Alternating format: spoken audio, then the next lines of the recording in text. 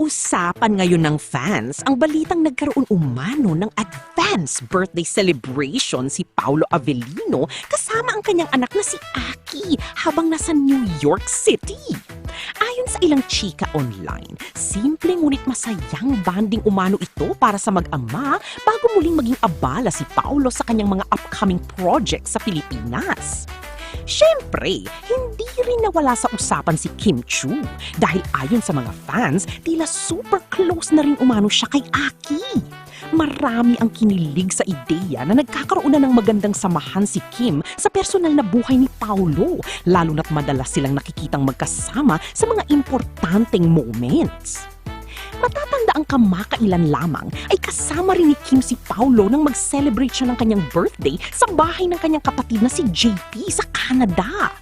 Dahil dito, maraming fans ang nagbiro na tila one big happy family na ng lahat, bagay na lalong nagpapasaya sa Kim Pao supporters online.